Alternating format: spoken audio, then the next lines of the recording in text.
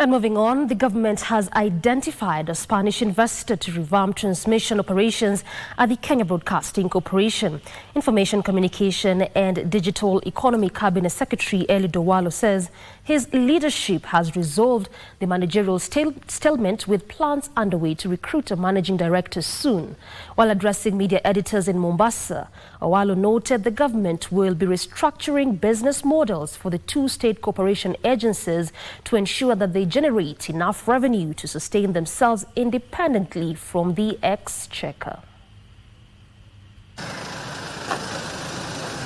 While addressing Kenya editors in Mombasa, Information, Communication and Digital Economy Cabinet Secretary Owalo defended the government's intent in revamping the state broadcaster KBC and the Postal Corporation of Kenya. Owalo says KBC will soon have a substantive managing director. We are at the tail end of that process. I believe now the board would do the shortlisting and then do the interviews and then forward to me 3 names by way of recommendation as is required by law, and then we pick it up from there. Spanish investors have been identified to streamline transmission operations shortly as part of government's revamp plans. Subsequent to approval by cabinet, we will go ahead and embark on the process of operationalizing that cabinet memo by way of getting the Spanish company.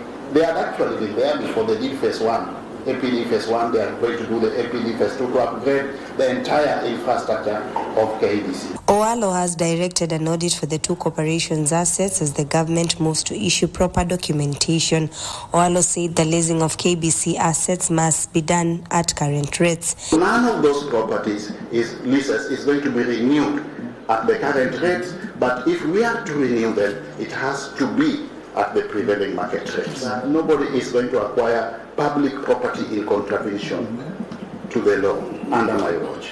The managers were also challenged to inject innovative business models that will make the corporation less reliant on the exchequer. The challenges facing KBC and Postal are short term. Under my watch, we are going to sort them out, but long term, we must enable these organizations to survive on their own in the face of competition in the operational environment. We should be able to come up with feasible, sustainable operations to survive in the operational environment away from the exchequer. We must have divergent revenue streams. Juni Karisa from Mombasa County.